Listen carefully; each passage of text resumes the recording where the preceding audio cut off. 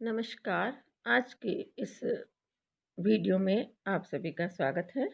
पिछले वीडियो में अर्थात कि कल हमने युष्मद् अस्मदोः अनादेशे सूत्र तक अध्ययन किया, जिसका अर्थ है कि अनादि शलादि विभक्ति परे रहते युष्मद् और अस्मद् शब्दों के स्थान पर आकार आदेश होता है और अलो अंत्यस्य से आदेश अंतिम दकार के स्थान पर होता है। तो इससे सिद्ध होने वाले जो शब्द हैं युवाभ्याम और आवाभ्याम, जो कि तृतीया चतुर्थी और पंचमी द्विवचन में बनते हैं, उन्हीं की सिद्धि हम आज करेंगे। सर्वप्रथम प्रक्रिया सभी शब्दों में समान है। युष और अस से मदिक प्रत्यय लगाने पर युष्मद् और अस्मद् शब्द बनते हैं। कृत तद्धित समासाश्च द्वारा युष्मद् और अस्मद् शब्दों की प्रातिपदिक संज्ञा होती है तथा स्वरूप सौजस समोट सूत्र के द्वारा युष्मद् और अस्मद् शब्दों से परे सु आदि 21 प्रतियों की प्राप्ति होती है।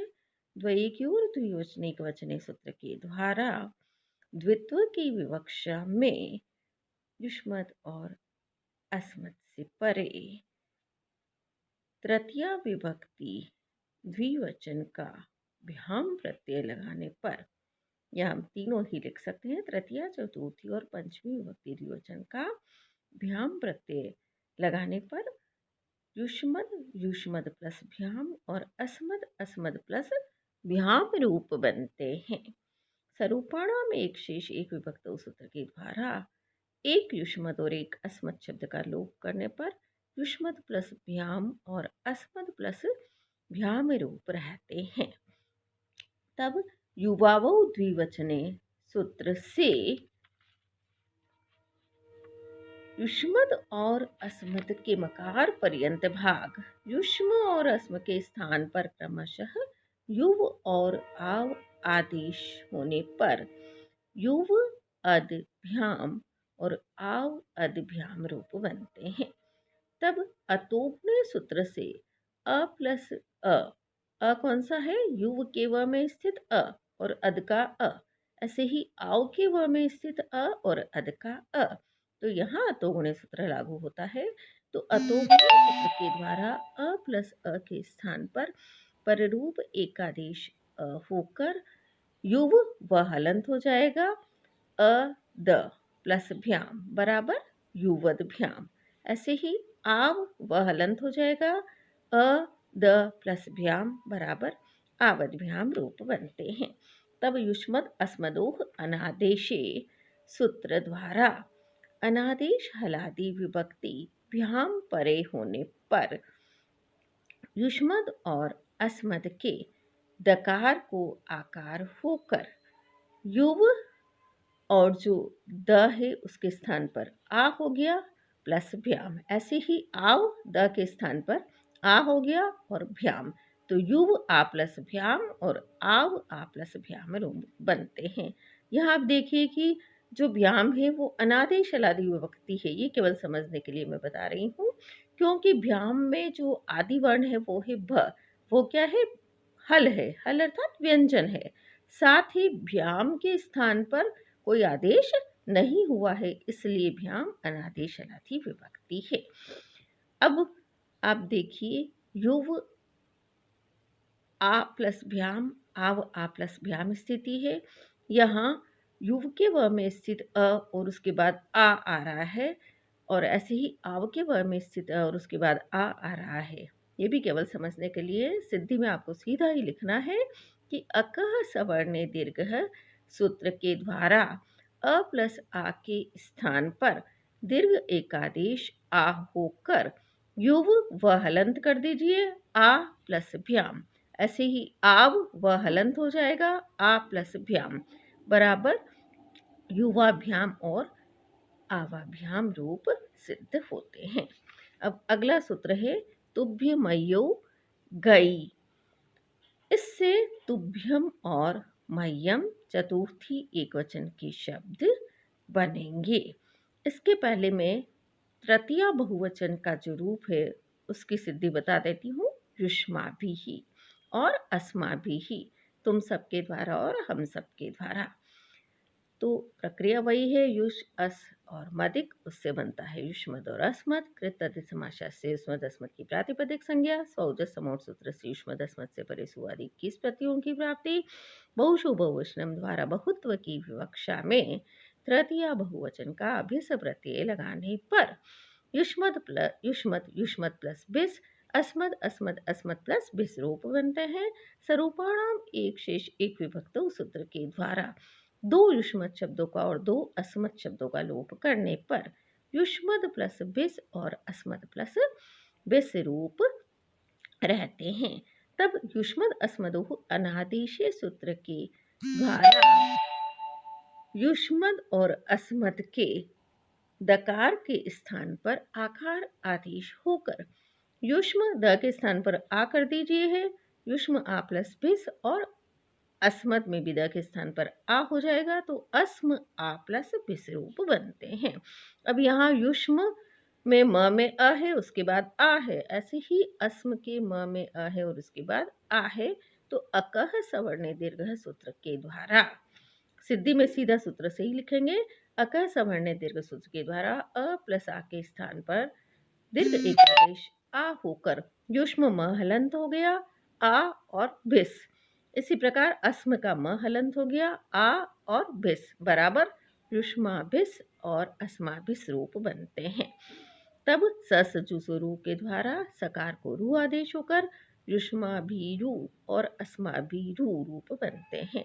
उपदेश अच अनुनासिक इत के द्वारा रू के उकार की इत संज्ञा और तसिलोप द्वारा उकार का लोप होकर युष्माभीर और अस्माभीर रूप बनते हैं।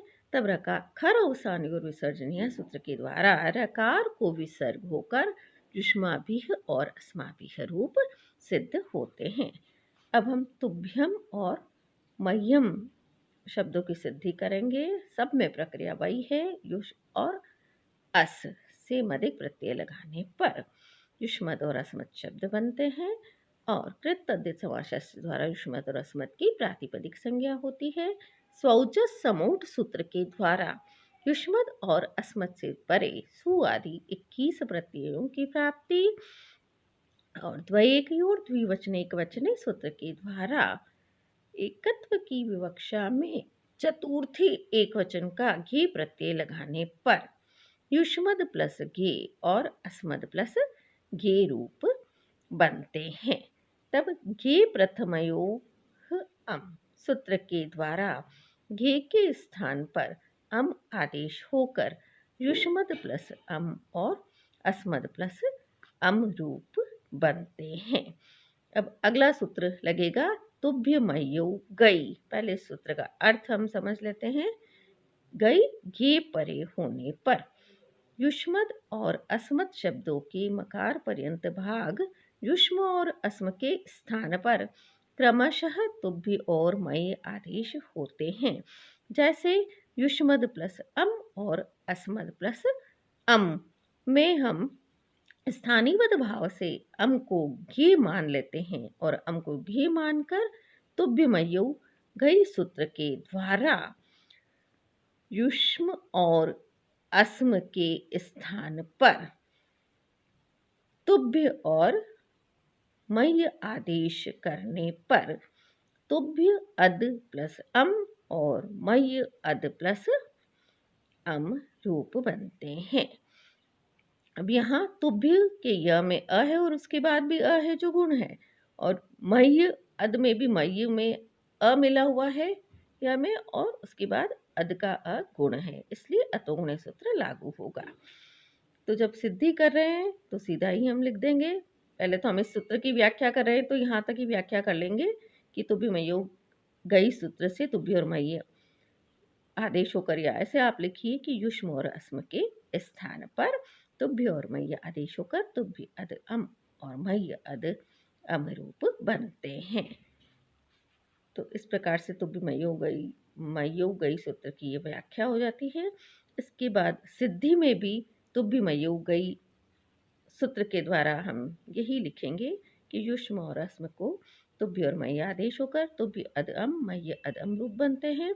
अतो गुणी सूत्र के द्वारा अ प्लस अ के स्थान पर पररूप एकादेश अ होकर तुभ्य यह हलंत हो गया द प्लस अम, मय्य यह हलंत हो गया द प्लस अम बराबर तुभ्यद प्लस अम और मय्यद प्लस अम रूप बनते हैं। तब शेषी लोपः सूत्र के द्वारा अंतिम दकार का लोप करने पर तुभ्य प्लस अम और मय्य प्लस अम रूप बनते हैं।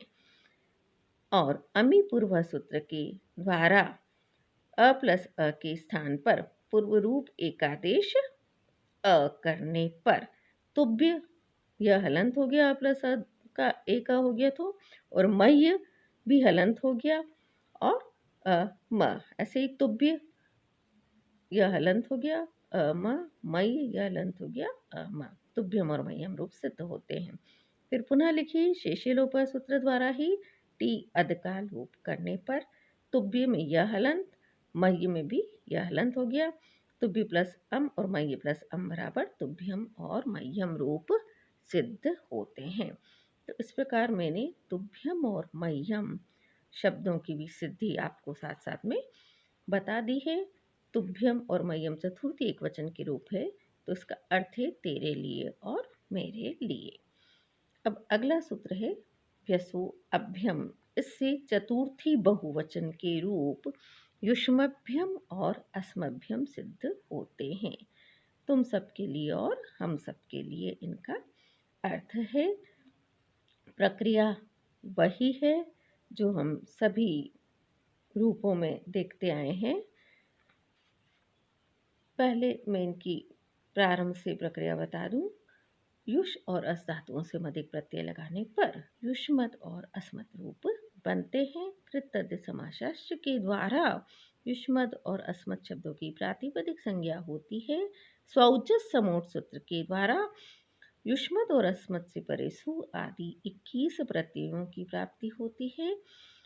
और बहुषु बहुवचनम के द्वारा बहुत्व की विवक्षा में चतुर्थी बहुवचन का व्यस प्रत्यय लगाने पर युष्मद युष्मद युष्मद प्लस व्यस, अस्मद अस्मद अस्मद प्लस व्यस रूप बनते हैं। स्वरूपाणाम एक शेष एक विभक्त सूत्र के द्वारा दो युष्मद शब्दों का और दो अस्मद शब्दों का लोप होने पर युष्मद प्लस व्यस और अस्मद प्लस व्यस रूप बनते हैं। अब अगला सूत्र लगता है व्यसो अभ्यम। व्यसो अभ्यम सूत्र का अर्थ है युष्मद और असमद शब्दों से परे व्यस के स्थान पर अभ्यम आदेश होता है, और यह आदेश अनेकाल सिद्ध सर्वस्य के द्वारा संपूर्ण व्यस के स्थान पर होता है।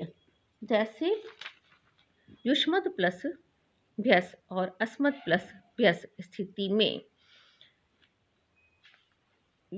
व्यसो अभ्यम इस सूत्र के द्वारा, यह हम सूत्र की व्याख्या कर रहे हैं तो प्रस्तुत सूत्र द्वारा लिख सकते हैं। तो युष्मत प्लस व्यस और अस्मत प्लस व्यस स्थिति में प्रस्तुत सूत्र के द्वारा व्यस के स्थान पर अभ्यम आदेश होकर युष्मद प्लस अभ्यम और अस्मद प्लस अभ्यम रूप बनते हैं, तथा शेषी लोपः सूत्र से अंतिम दकार का लोप करने पर युष्म प्लस अभ्यम और अस्म प्लस अभ्यम रूप बनते हैं। और अतोगुणे सूत्र के द्वारा अ प्लस अ के स्थान पर पररूप एकादेश करने पर युष्म महलंत हो जाएगा, अभ्यम बराबर युष्मभ्यम। ऐसे ही अस्म महलंत अभ्यम बराबर अस्मभ्यम रूप सिद्ध होता है। शेष लोप से जा टी अद का लोप करते हैं, वहाँ युष्म महलंत अद पूरा लोप हो गया है ना, और अभ्यम। ऐसे ही अस्म महलंत हो गया, अद पूरा लोप हो गया, प्लस अभ्यम। तो युष्म महलंत प्लस अभ्यम, अस्म महलंत प्लस अभ्यम, इस प्रकार से मिलाने पर युष्मभ्यम और अस्मभ्यम रूप सिद्ध होते हैं। तो व्यसो अभ्यम सूत्र के द्वारा हमने सोदाहरण पूर्वक सूत्र की जो है व्याख्या भी कर दी है, और क्रम सिद्धि का वही रहेगा जो मैंने बता दिया है। व्यसो अभ्यम सूत्र जहाँ लगेगा वहाँ सीधा ही हम लिखेंगे कि व्यस के स्थान पर अभ्यम आदेश होकर, व्यस और अभ्यम सूत्र के द्वारा व्यस के स्थान पर अभ्यम आदेश होकर युष्मत् प्लस अभ्यम अस्मत् प्लस अभ्यम रूप बनते हैं। शेषे लोप से अंतिम दकार का लोप करने पर युष्म प्लस अभ्यम अस्म प्लस अभ्यम रूप बनते हैं। अतो गुण सूत्र से पररूप एकादेश अ होकर युष्म में म हलंत अभ्यम बराबर युष्म अभ्यम और अस्म अंतिम दकार का जब हम लोप करते हैं तो युष्म में म पूरा आएगा प्लस अभ्यम, युष्म प्लस अभ्यम और अस्म प्लस अभ्यम रूप बनेंगे। और अतो गुण सूत्र से अ प्लस अ के स्थान पर पररूप एकादेश करने पर युष्मभ्यम और अस्मभ्यम रूप सिद्ध होते हैं। ऐसे ही शोष्य लोप सूत्र से टी अध का लोप करने पर युष्म महलंत प्लस अभ्यम और अस्म महलंत हो जाएगा प्लस अभ्यम बराबर युष्मभ्यम और अस्मभ्यम रूप सिद्ध होते हैं। इस प्रकार से हमने आज युष्मभ्यम और अस्मभ्यम रूपों की सिद्धि की है। आज के लिए बस इतना ही। प्रिय विद्यार्थियों, एक बात मैं स्पष्ट रूप से आप सभी को बताना चाहती हूँ कि चाहे किसी भी पुस्तक में कोई भी क्रम क्यों ना हो, जो बैमी व्याख्या संस्कृत व्याकरण की प्रामाणिक जो पुस्तक है, प्रामाणिक जो ग्रंथ है, उसके आधार पर मैं सिद्धि में सूत्रों का क्रम बता रही हूँ। तो जो वीडियो में मैं सिद्धि का क्रम बताती हूँ वही क्रम आप लिखिएगा। पुनः एक बार मैं बता देती हूँ कि सर्वप्रथम हम प्रातिपदिक संज्ञा करते हैं और प्रातिपदिक संज्ञा अर्थवत धातु प्रत्यय प्रातिपदिकम और कृतद्धित समासाष्ट के द्वारा होती है।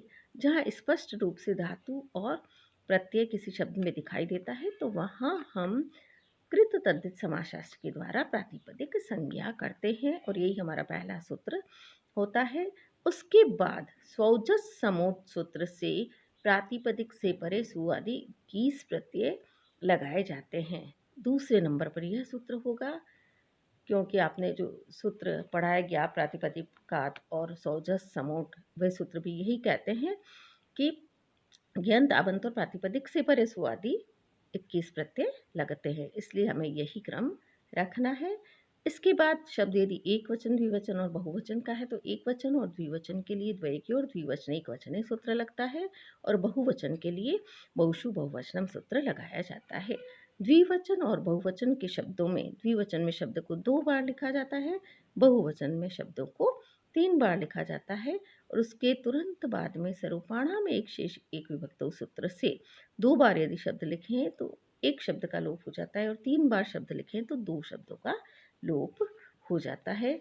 तो क्रम हमें सब में यही रखना है। आज हम इतना ही अध्ययन करेंगे। अगले वीडियो में हम आगे के सूत्रों को और आगे के शब्दों की सिद्धि का अध्ययन करेंगे। धन्यवाद।